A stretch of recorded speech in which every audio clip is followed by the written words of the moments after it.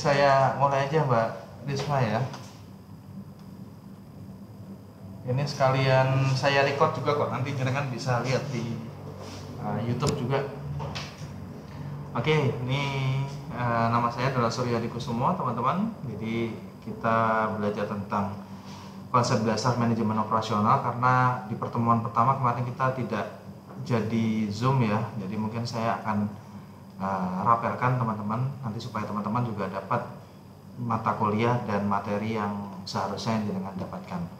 Nah, konsep dasarnya ini kita akan memahami ruang lingkup dan peran fungsi operasi dalam mendukung fungsi bisnis lainnya, teman-teman. Ini akan kita pelajari nanti terkait dengan definisi manajemen operasional, lalu ruang lingkup manajemen operasional, lalu kemudian identifikasi fungsi operasi dalam perusahaan dan hubungan antara operasi dan fungsi bisnis lainnya. Kalau secara definisi, teman-teman, jadi manajemen operasional ini adalah proses pengelolaan sistem yang mengubah input menjadi output. Jadi kalau misalkan saya gambarkan itu adalah seperti ini ya, input diproses menjadi output. Nah, contohnya apa? Misalkan kita punya pabrik ya, pabrik tahu lah misalkan. Nah, fungsi input, proses, dan output itu berarti kita memasukkan inputannya adalah produk bahan baku, yaitu kedelai.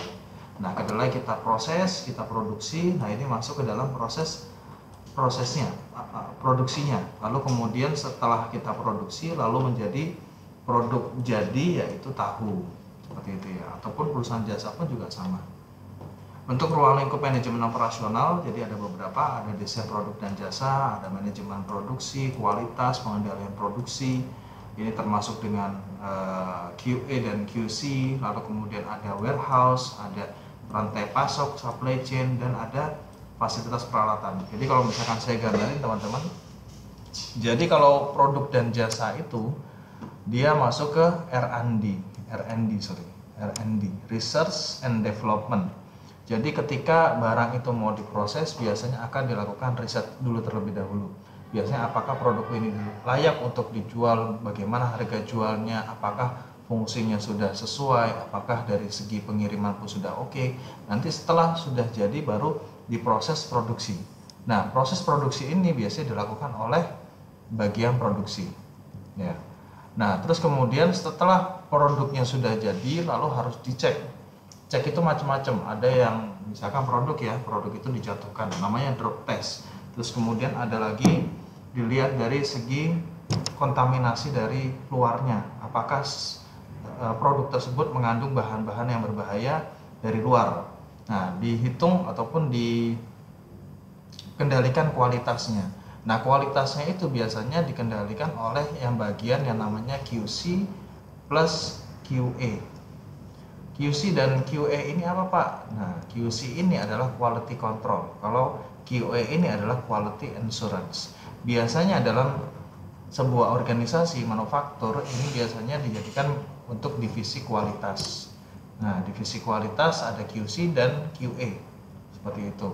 Nah, tugasnya apa saja? Kalau QC itu tugasnya untuk menginspeksi, untuk mengecek apakah barang itu bagus, apakah barang itu jelek, apakah barang itu cacat, dan seterusnya. Nah, kalau QA itu lebih luas lagi. Jadi QA itu ibaratnya, ini QA ya teman-teman ya. QA itu bisa jadi di bawah QC. Nah, QA itu ibaratnya dia yang membuat aturan bagaimana cara pengetesan sebuah produk. Nah, kemudian baru dipakai oleh QC. Nah, QA ini atau quality assurance, nama bahasa Indonesianya adalah penjaminan kualitas, quality assurance. Nah, kalau QC itu quality control, tugasnya untuk mengontrol kualitas. Jadi betul-betul berbeda dari segi job desk-nya, teman-teman. Kalau QA itu juga termasuk ketika barang itu misalkan dikirimkan ke pelanggan, dari ada pesanan terus kemudian diproses, sudah jadi proses oleh bagian sales, dibuatkan sales order, terus kemudian dikasih ke bagian produksi, suruh produksi. Setelah produknya jadi lalu dikirimkan, biasanya ada proses packaging, ada proses logistik sampai barang tersebut sampai kepada konsumen. Setelah di konsumen biasanya Halo Mbak Cahya Luna Alvin, ini panggilannya siapa Mbak Cahya? Oh sorry, Mas Cahya ya, sorry, Mas Cahya ya. Gimana kabarnya? Sehat semuanya? Oh iya, sebelumnya minal aidin wal faizin ya teman-teman ya. Mohon maaf lahir dan batin kalau saya ada kesalahan yang disengaja maupun tidak disengaja ya teman-teman. Pak Idris kemana ya, kok nggak kelihatan? Boleh di WA dimensionin Pak Idris, dicariin sama Pak Suryo, suruh join gitu ya teman-teman. Boleh di chat di grup WhatsApp ya. Saya lanjutin teman-teman ya. Nah, tadi saya sampai mana ya? Saya lupa. Ini ada QC, ada QA, oke, ada perencanaan dan pengendalian produksi teman-teman ya. Ini juga ada perencanaan itu biasanya bagian yang namanya ini, karena terlalu banyak saya hapus dulu ya teman-teman ya. Nah, saya hapus dulu. Saya rekam juga teman-teman, nanti akan saya upload di YouTube juga nanti supaya teman-teman bisa melihat diulang-ulang ya kalau belum paham ya. Jadi ini betul-betul penting sekali teman-teman. Nanti mungkin kapan-kapan kita kunjungan ke industri ya supaya nanti teman-teman bisa tahu flow-nya di organisasi manufaktur itu bagaimana. Nah, perencanaan dan pengendalian produksi yang poin ini teman-teman. Jadi perencanaan itu biasanya masuk ke dalam bagian yang namanya PPIC teman-teman. PPIC itu singkatannya Production Planning Inventory Control. Jadi kalau dalam bahasa Indonesia itu adalah pengendalian kontrol Production Planning Inventory Control, berarti pengendalian inventory dan perencanaan produksi. Nah ini ya PPIC. Ini ibaratnya itu kayak perusahaan manufaktur itu kayak dapurnya teman-teman. Kalau dapurnya itu berarti ada resepnya. Nah resep suatu produksi, contoh kayak Mayora itu biasanya bagian PPIC itu yang punya resepnya, berapa perbandingannya ketika saya harus membuat satu produk dan berapa perbandingannya ketika saya harus membuat produk yang lain. Jadi PPIC itu betul-betul peran yang sangat penting sekali teman-teman. Ini yang akan menjadi dasar si bagian purchasing nanti. Nah bagian purchasing itu nyambung ke manajemen rantai pasok atau supply chain. Nah bagian purchasing itu untuk membeli bahan baku apa saja yang harus saya beli pada saat itu. Nah inputannya itu dari PPIC. Kenapa bukan produksi Pak? Nah produksi ini kerjaannya bukan memplanningkan produksi teman-teman, salah. Kalau produksi itu hanya membuat barang. Saya punya barang, saya punya mesinnya saya masukkan ke mixing atau ke conveyor atau ke misalkan mesin injeksinya, lalu kemudian saya proses, nanti barang jadi. Nah habis itu dicek sama bagian kualitas, cuma sebatas itu aja.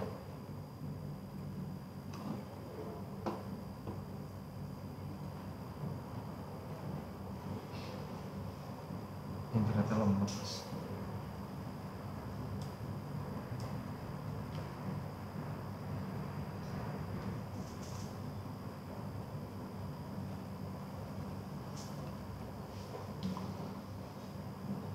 Sebentar teman-teman ya, ini jaringan agak bermasalah.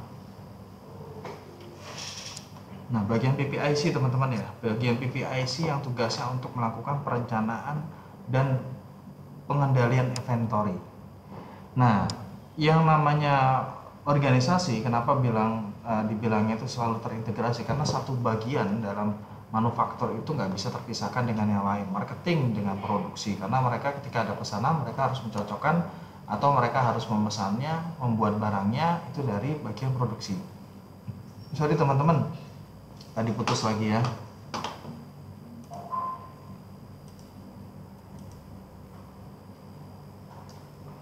Putus terus, sorry teman-teman. Nanti tenang aja, ini saya buatkan video juga teman-teman, nanti saya upload juga ya teman-teman ya, jadi nanti bisa dilihat. Nah ini pengelolaan persediaan juga sama, ini pengelolaan persediaan terkait dengan PPIC. Nah yang membeli barang-barangnya itu bagian yang namanya purchasing teman-teman. Purchasing itu kalau dalam perusahaan ya beda-beda namanya. Kalau dalam perusahaan BUMN biasanya purchasing itu namanya bagian pembelian. ataupun sumber daya manusia. Kalau di perusahaan swasta biasanya HRD, kalau di perusahaan BUMN namanya bagian sumber daya manusia, SDM, dan seterusnya. Jadi banyak istilah-istilahnya. Kita nggak bisa, saya waktu dulu konsultan pun juga sama ya, kita masuk ke perusahaan pun juga namanya berbeda-beda, sangat-sangat berbeda-beda. Kadang di satu organisasi, struktur organisasinya pun bahkan kita nggak bisa ada kata saklek, jadi tiap organisasi itu beda-beda, sangat beda-beda. Kadang gini, Pak, kok bagian sales dengan bagian accounting kok bisa jadi satu, Pak? Di beberapa perusahaan ada. Kenapa? Karena di beberapa perusahaan misalkan bagian keuangannya dia perusahaan family. Nah, kemudian yang bagian salesnya pun misalkan anaknya. Jadi untuk mengontrol ya ibunya yang jadi bagian finance-nya. Sah, apakah sah? Sah-sah aja karena perusahaan family, teman-teman. Kalau diserahkan kepada orang lain bagian finance ya akan rawan juga, apalagi bukan perusahaan yang go public, masih perusahaan family. Itu sah-sah aja, nggak masalah. Nah, rantai pasok teman-teman, ini ada purchasing. Purchasing itu yang tugasnya untuk membeli barang, terus kemudian ada sales yang menjualkan barang. Ibaratnya ada in dan out-nya. In-nya itu barang purchasing, kemudian diproses sama bagian produksi, lalu setelah barangnya jadi dikeluarkan oleh bagian sales. Nah, seperti itu. Terus kemudian ada pemeliharaan fasilitas dan peralatan. Ini biasanya apa, Pak, namanya di perusahaan? Biasanya bagian namanya maintenance. Sorry, ini gambarnya ya, maintenance, teman-teman. Nah, terus peralatan ini biasanya kalau yang namanya maintenance itu ada dua. Ada yang tugasnya untuk memperbaiki barang-barang peralatan kantor. Ada yang fungsinya untuk memperbaiki peralatan pabrik, peralatan produksi. Nah, kalau yang terkait dengan peralatan kantor, maintenance ini biasanya masuk ke dalam satu divisi yang namanya HRGA. Ini biasanya beberapa perusahaan digabungkan. HR itu Human Resource atau bagian SDM, GA ini General Affair ataupun bagian umum. Di beberapa perusahaan ada yang dia HR sendiri divisinya, GA atau General Affair itu sendiri. Ada yang digabungkan juga, boleh. Nah, itu terkait dengan pemeliharaan peralatan kantor. Nah, kalau pemeliharaan peralatan produksi gimana, Pak? Itu beda lagi, biasanya bagian ME, Mechanical Electrical, atau bagian maintenance ya, maintenance untuk produk. Jadi memang banyak sekali istilah-istilahnya, teman-teman. Mungkin kapan-kapan nanti akan saya ajakin ke perusahaan manufaktur supaya nanti teman-teman bisa tahu prosesnya itu apa saja sih. Nah, mungkin kita bisa ajakin di dua organisasi ya yang beda supaya kita tahu perbedaan itu seperti apa. Terus kemudian teman-teman, ini yang desain produk dan jasa. Kalau desain produk dan jasa itu tadi masuk ke R&D, Research and Development. Tugasnya buat apa? Merancang produk dan layanan. Harga jualnya berapa, riset pasarnya apa, biaya, fungsi, estetika, sampai kepada warna yang harus dibuat. Misalkan jenengan lihat di mobil ya, mobil itu kira-kira cocoknya itu warna hitam atau mobil itu cocoknya warna merah, apakah warna silver atau warna apa. Nah, itu bagian R&D yang menciptakan untuk barangnya. Atau ada barang mobil yang dia cuma mengeluarkan produksi warna putih dan warna hitam saja. Nah, itu tergantung dengan kebijakan. Kalau warna mobil itu macam-macam ya. Ada yang warna hitam, itu biasanya harganya lebih sedikit murah, warna putih agak sedikit mahal, warna merah lebih mahal lagi, dan seterusnya. Warna silver biasanya warnanya lebih murah, dan seterusnya. Nah, ini karena masuk ke biaya pokok penjualan, teman-teman ya. Terus kemudian ada manajemen proses produksi juga sama. Manajemen proses produksi itu biasanya ada banyak ya, teman-teman ya. Ada banyak hal-hal, jadi ada terkait dengan teknologi, ada tata letak fasilitas. Tata letak fasilitas pun juga sangat rumit sebetulnya, teman-teman ya. Fasilitas tata letak itu, jadi kita biasanya kalau dalam produksi itu ngelihat berapa line sih, Pak, di dalam organisasi ini berapa line produksi. Misalkan ada 3 line produksi, artinya ada 3 step dalam memproduksi suatu barang. Misalkan kita barang mobil misalnya, Bagaimana caranya? Misalkan dia butuh 10 line production misalkan. Nah, yang pertama ada proses untuk pembuatan rangkanya. Terus kemudian di step kedua misalkan bagian terkait dengan interiornya. Di step ketiganya ada bagian untuk assembling. Assembling itu untuk merakit. Terus kemudian di bagian ke seterusnya macam-macam. Nah, itu yang dinamakan line production. Nah, tiap line production itu biasanya harus menyesuaikan terkait dengan tempat. Kan gampang Pak, tinggal bikin aja Pak. Saya line produksinya A, terus kemudian keluar barangnya apa, tinggal dijejerin aja udah selesai. Nggak semudah itu teman-teman, karena biasanya kalau dalam organisasi itu, dalam suatu pabrik ya sulitnya itu dia keterbatasan tempat, terus kemudian barangnya mungkin tidak cocok. Contoh kayak beberapa hal ya, mesin bubut lah misalkan. Mesin bubut itu kadang dia butuh buat mesin, kadang dia butuh untuk injeksinya atau buat untuk yang lain. Akhirnya dia dengan satu mesin bubut itu harus dijadikan satu, antara satu line produksi dengan satu line production seperti itu. Ataupun dari sisi pengecatan, finishing juga sama. Jadi tata letak itu susah-susah gampang. Sama kayak saya pernah di beberapa perusahaan itu seperti penataan gudang teman-teman. Penataan gudang pun juga sama. Kok penataan gudangnya seperti ini Pak? Kenapa? Nggak, karena kita kondisinya lokasinya susah. Biasanya kalau penataan gudang kan jelas kita ada FIFO, first in first out. Ada yang last in last out, tinggal beres. Kan tinggal dibuat seperti itu sudah beres ya. Tapi ada beberapa kendala karena kalau orang atau perusahaan yang letak gudangnya itu terlalu mepet, terus kemudian kita berlakukan first in first out, barang yang pertama kali, barang yang keluar, barang yang terakhir kali yang keluar. Nah, itu tentunya akan sulit karena untuk barang-barangnya akhirnya numpuk teman-teman. Akhirnya tunggu tinggi, barangnya harus keluar dulu, jadinya sangat rumit sekali. Jadi beberapa kali kita harus menyesuaikan kondisi juga. Makanya kalau beberapa praktisi bilang, Pak, yang namanya teori itu kadang tidak sesuai dengan kenyataan.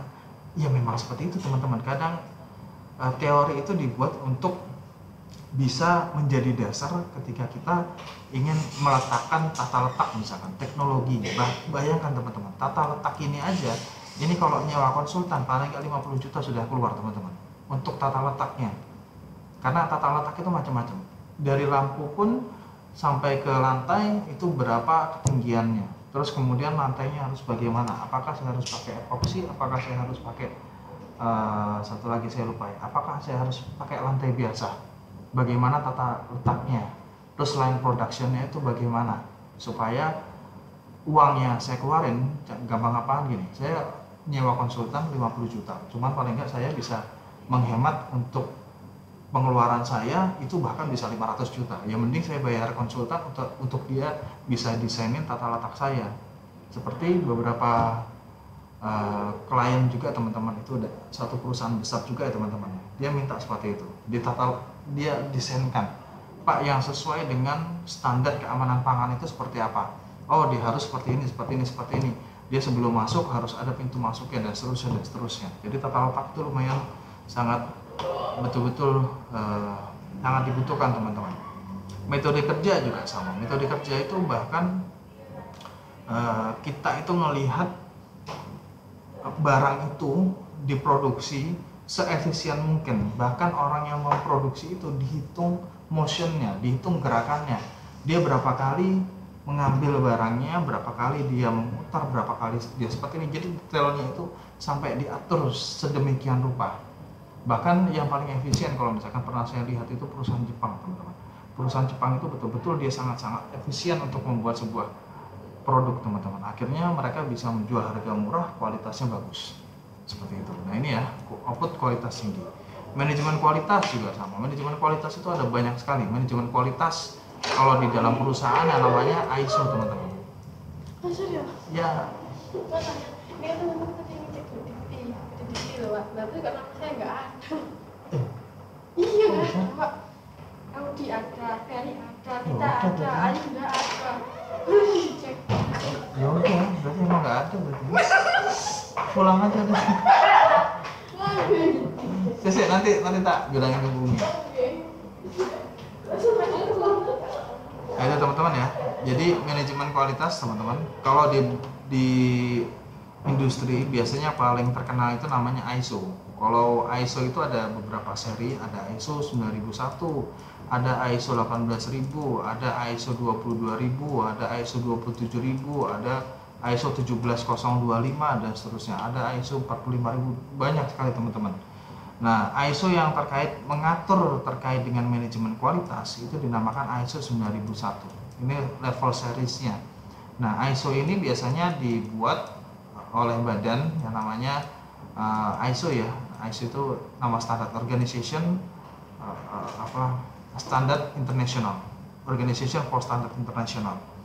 Nah, mereka yang membuat seri-seri ini, seri 9001, seri 18000, 22000, 27000, 17025 dan banyak sekali teman-teman.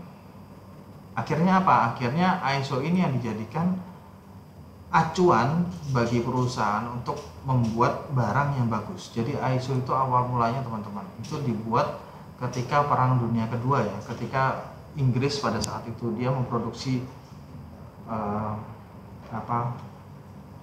peluru dalam jumlah banyak, terus ketika diproduksi ternyata banyak yang meledak. Akhirnya mereka mencari cara gimana sih untuk bikin standar, kalau dulu itu dinamakan standar military standard. Nah, biasanya digunakan supaya produk peluru itu pada saat diproduksi itu nggak banyak yang meledak. Nah, akhirnya dibuat standar macam-macam sampai kepada ISO 9000 yang sekarang. Seperti itu. Ada perencanaan produksi, ini yang tadi ya, PPIC. Ada pengelolaan persediaan, inventory management, manajemen inventory management. Jadi ada AQ, ada GIT, ada sistem gudang, ada banyak. Cuman yang paling sering digunakan itu biasanya terkait dengan GIT ini. GIT itu terkait dengan just in time teman-teman. Just in time itu artinya suatu barang ketika dia diproduksi itu sudah ada yang memesan, jadi tidak ada yang stuck di gudang. Beberapa barang di industri teman-teman itu banyak sekali barang-barang kadang yang down teman-teman, entah nggak laku, entah dia menunggu untuk seriannya. Kadang-kadang kita jualkan barang itu ya tidak bisa, let's say misalkan satu barang dia butuh warna merah, butuh warna hijau, butuh warna biru misalkan. Nah, ketika warna birunya nggak ada berarti barang tersebut harus ngedown. Nah, nunggu si bagian produksi menyelesaikan dulu yang warna hijau dulu misalkan, baru dia produksi bagian biru. Akibatnya apa? Dua barang itu ya stop. Akhirnya gudangnya nambah banyak seperti itu. Sedangkan Pak, kenapa nggak itu aja? Kenapa di dalam industri kenapa nggak langsung dibuat aja, habis merah, habis itu hijau, habis itu biru?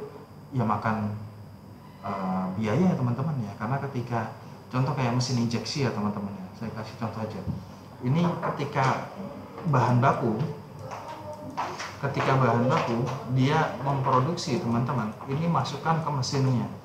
Nah, dia mesinnya itu model spiral teman-teman. Terus kemudian pemanas, terus kemudian masuk ke molding, namanya molding itu cetakan, lalu kemudian barang itu menjadi-jadi. Bayangkan dari bahan baku ini sudah macam-macam, udah resin, udah macam-macam, udah pewarna, dimasukkan ke spiral. Dia harus prosesnya muter dulu seperti ini teman-teman. Nah, ketika dia stop mesinnya itu di shutdown, otomatis barangnya itu akan terhenti di sini. Nah, barang yang ini teman-teman, ini buang, barangnya ini pun sekaligus sama di mesin injeksinya pun dibuang juga. Jadi ruginya tambah banyak teman-teman. Maka dari itu betul-betul kalau yang namanya produksi itu harus betul-betul bagus, harus betul-betul sampai selesai. Itu yang pertama. Terus kedua itu masalah di beberapa industri itu mati lampu teman-teman. Mati lampu itu daerah Pasuruan itu paling sering sekali mati lampu. Ketika sudah jalan, terus kemudian apalagi produksi plastik sudah dipanaskan, terus kemudian masukin resin dan sebagainya, masukin master batch dan seterusnya sudah digiling. Nah, ketika barang itu dimasuk ke dalam mesin ternyata mati lampu, akhirnya barangnya buang semua. Nah, itu kan bahaya, akhirnya buang-buang duit ya teman-teman ya, apalagi kalau sering. Terus kalau kenapa nggak pakai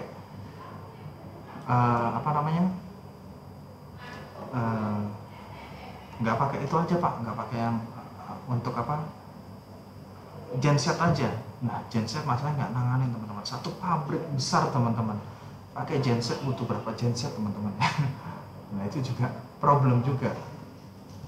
Bahan bakarnya pun juga ya lumayan juga teman-teman. Akhirnya ya serba sulit juga. Jadi intinya kalau dalam perusahaan manufaktur itu sangat banyak banget masalah ya teman-teman. Termasuk dengan SDM pun juga sangat banyak, karena SDM di perusahaan manufaktur itu luar biasa, turnovernya sangat tinggi sekali, sangat tinggi. Manajemen rantai pasok juga sama. Ini terkait dengan aliran barang, informasi, keuangan pemasok hingga pelanggan. Tujuannya buat apa? Tujuannya buat menciptakan nilai tambah antara berbagai pihak di rantai pasok. Efisiensi, nah ini peran strategis fungsi operasi. Nah, kenapa di operasi, di manajemen operasional itu betul-betul penting sekali? Karena yang pertama ini masalah biaya efisiensi produksi. Jadi si pabrik itu dia mendapatkan untung yang besar itu tergantung dengan bagaimana dia bisa mengefisiensikan biaya produksi, meminimalkan waste ataupun barang-barangnya atau limbah yang mereka tidak gunakan, alias barang-barang yang cacat produksi dan seterusnya, itu betul-betul yang optimal.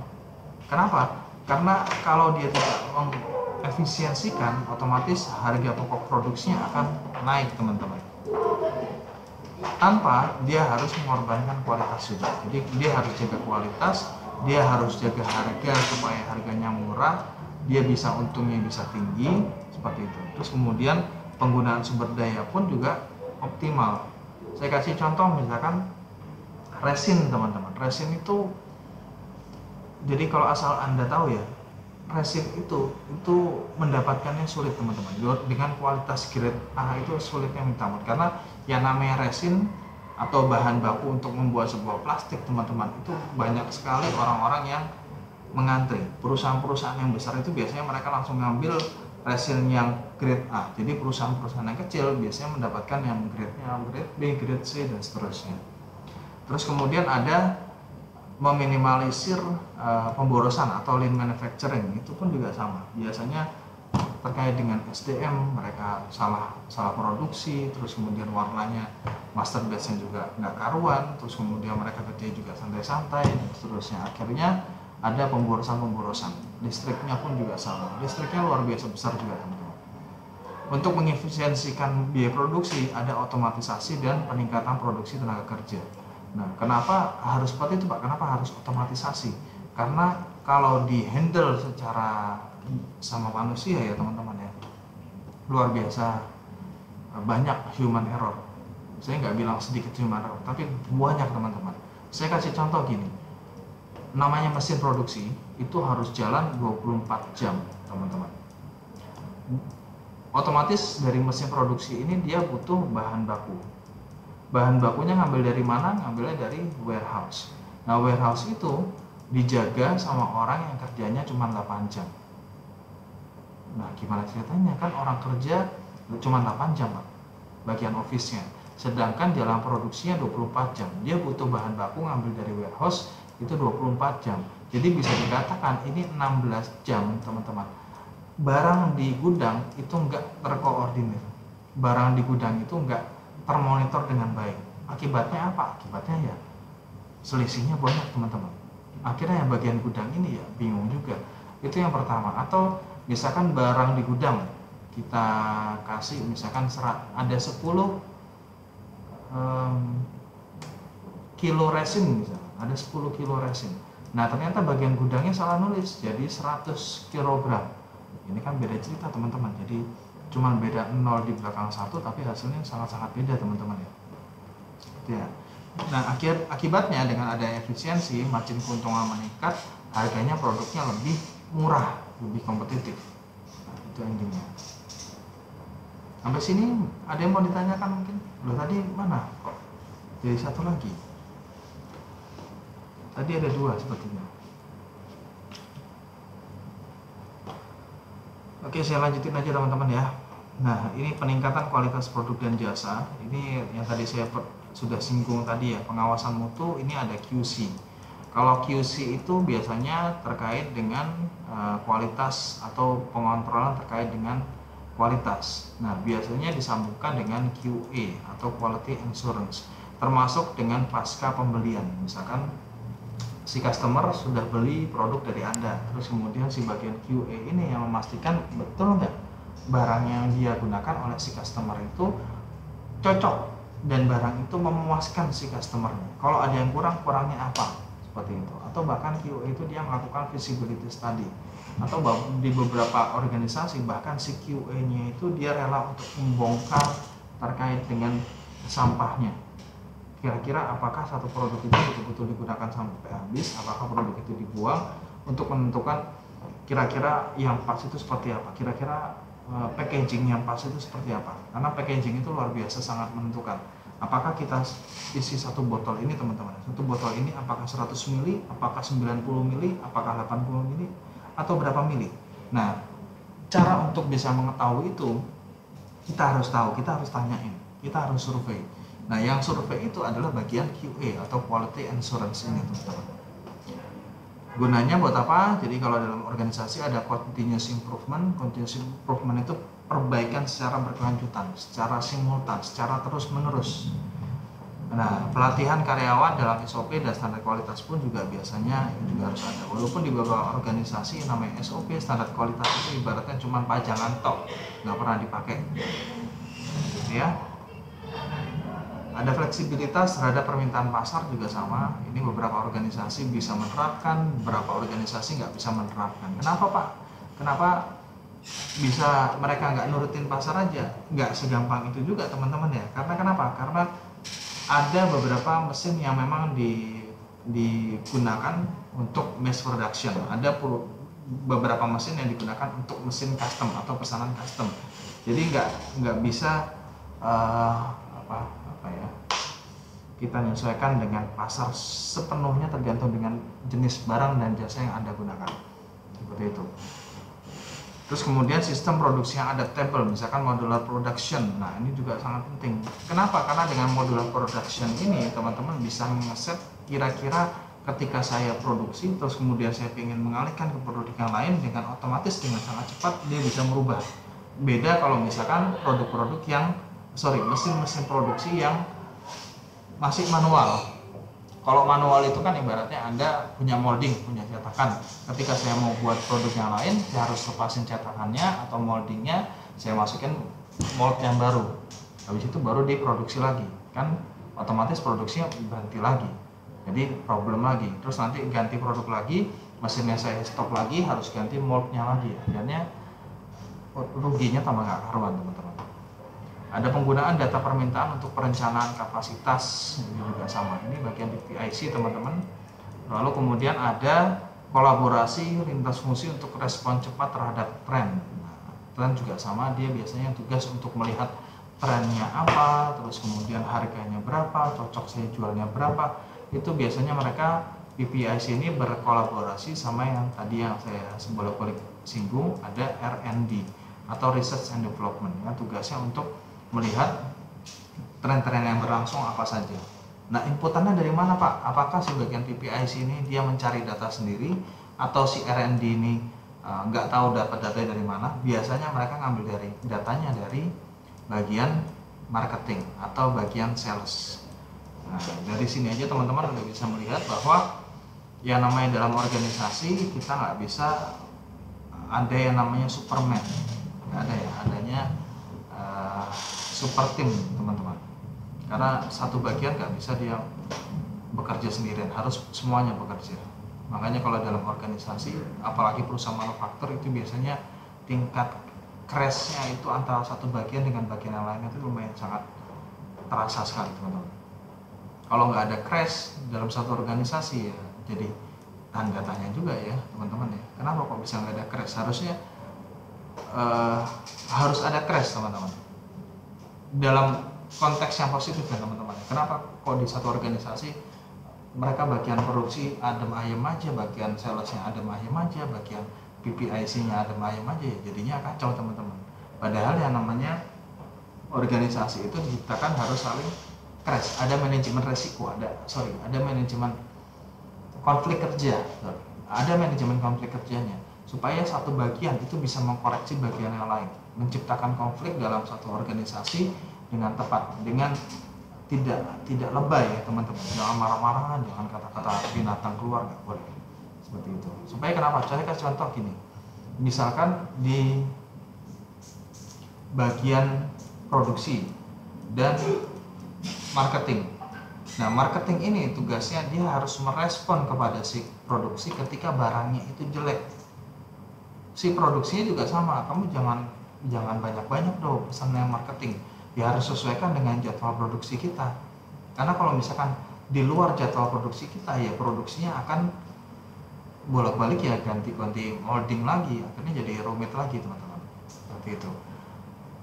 Nah, ini peningkatan kecepatan dan ketepatan layanan teman-teman juga sama terkait dengan waktu produksi atau lead time. Lead time itu produksi, kalau kita ngomongin lead time itu, sorry ini bukan waktu produksi aja. Kalau lead time itu sebetulnya lebih luas lagi. Jadi masuk waktu untuk produksi, waktu untuk penyimpanan atau warehouse, waktu untuk pembelian atau purchasing, terus kemudian dari produksi ini waktu untuk pengiriman atau bagian logistik, kemudian waktu untuk penjualan atau si marketing, seterusnya sampai intinya yang namanya lead time ini teman-teman, ini untuk menghitung terkait dengan satu barang itu ketika mereka dibeli, diproduksi sampai kepada tangan konsumen. Nah, ini berapa waktu lamanya. Nah, ini yang namanya lead time.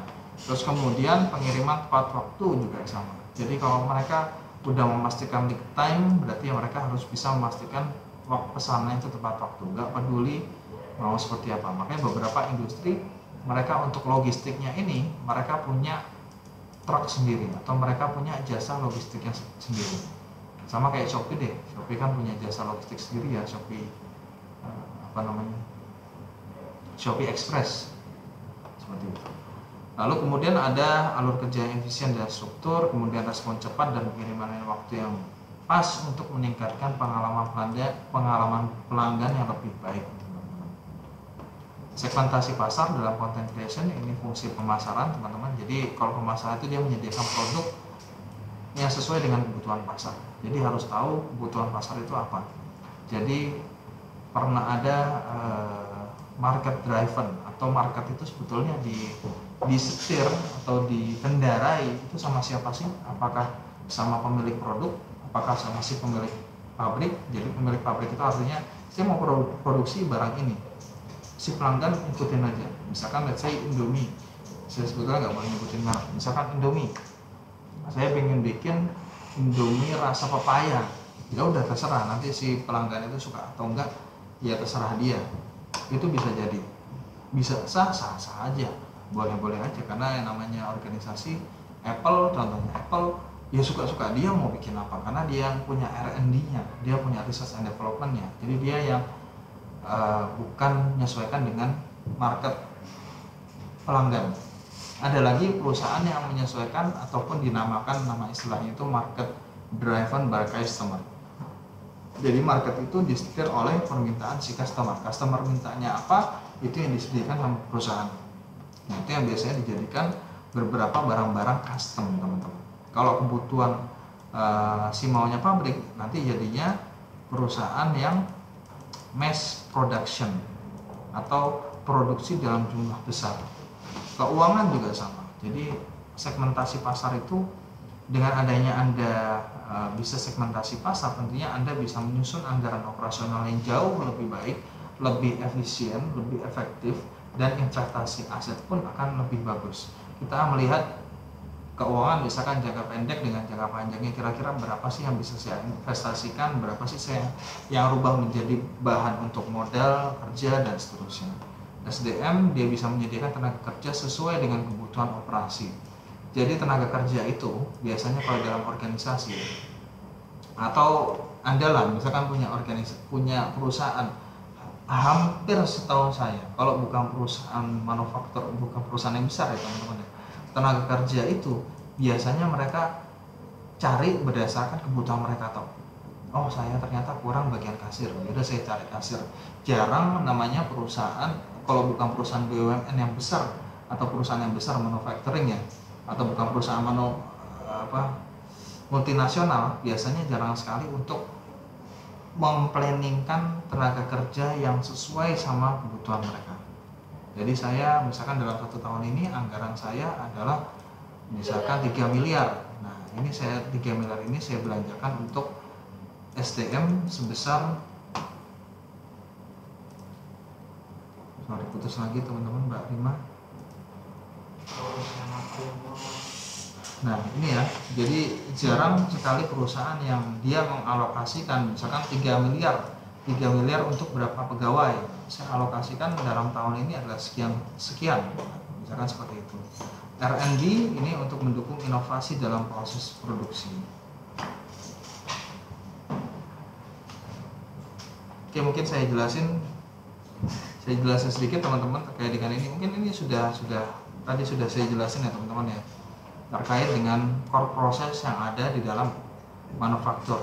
Nah, dalam manufaktur itu biasanya mereka ada PPIC. PPIC ini tugasnya untuk mencari atau tren yang berlangsung, ibaratnya butuh apa saja, resepnya apa saja, baru setelah dia butuh, oh barangnya ada A, B, C, D, E, F, G, lalu dia akan memesankan kepada purchasing. Dari purchasing dia pesan, lalu kemudian ditaruh ke warehouse material.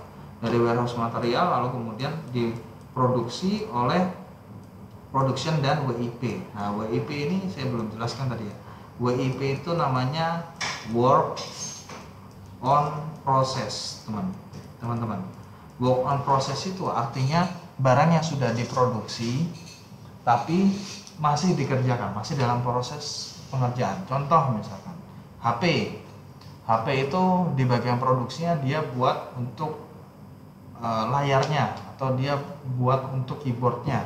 Nah, sudah jadi keyboardnya, layarnya dan seterusnya, tapi dia belum disatukan atau belum di assembling namanya, belum dirakit. Nah, dirakitnya itu di dalam WIP itu bisa jadi seperti itu. Atau yang kedua misalkan produk jadi, let's say misalkan produk ini ya kosmetik ya, sudah jadi barang seperti ini. Nah, proses assemblingnya ini kan belum di packaging, dikasih plastik, dikasih box dan seterusnya. Jadi ada proses lagi, satu lagi yang namanya WIP, work in process. Lalu setelah barangnya jadi, sudah oke semua, masuk ke warehouse FG. FG itu finished good teman-teman, atau barang jadi. Lalu setelah itu dijual oleh si sales, lalu nanti hasilnya dari sales itu nanti akan dimasukkan, ini biasanya R&D teman-teman ya. Nah, sales itu akan dimasukkan ke R&D lagi, di riset lagi sama R&D. Kira-kira bikin produk apa lagi? Kira-kira butuh masukan apa lagi? Apakah sudah full? Apakah sudah kuantitasnya perlu dinaikkan? Apakah dari netonya, tonasenya apakah perlu dikurangin? Apakah perlu ditambahkan? Nah, bagian R&D dan PPIC ini yang akan bekerja lagi. Dia akan melakukan perencanaan ulang lagi untuk ke purchasing dan seterusnya. Ada lagi bagian supporting teman-teman. Bagian supporting itu masuk ke HRGE. Jadi ini ada bagian core, ada bagian supporting. Artinya gini, kalau dalam satu organisasi bagian core itu bagian yang nggak bisa digantikan sama bagian-bagian yang lain, nggak bisa. Dia harus ada bagian PPIC, yang bagian perencanaan produksi harus ada, yang bagian beli produk harus ada, bagian warehouse material juga ada, bagian produksi apalagi, bagian finish good juga ada. Nah, tapi dalam pelaksanaannya biasanya beberapa bagian ini dijadikan satu orang, atau satu orang itu dengan multi job. Bisa, nggak masalah. Kadang di beberapa perusahaan dengan banyak bagian, dia orangnya cuma 7 orang. Jadi Anda bayangkan dengan semua bagian ini, bagian atas sampai bawah ini, core process maupun supporting, dia cuman dikerjakan sama 7 orang tok teman-teman. Gimana ya, akhirnya mereka double job, bahkan triple job, bahkan 4 job dan seterusnya teman-teman ya. Oke teman-teman, sampai sini teman-teman. Nanti kalau misalkan kita diskusi mungkin boleh lihat di grupnya, kemudian bisa tanyakan di grupnya teman-teman. Mohon maaf teman-teman kalau ada kata-kata yang kurang berkenan. Saya tutup, terima kasih. Assalamualaikum warahmatullahi wabarakatuh.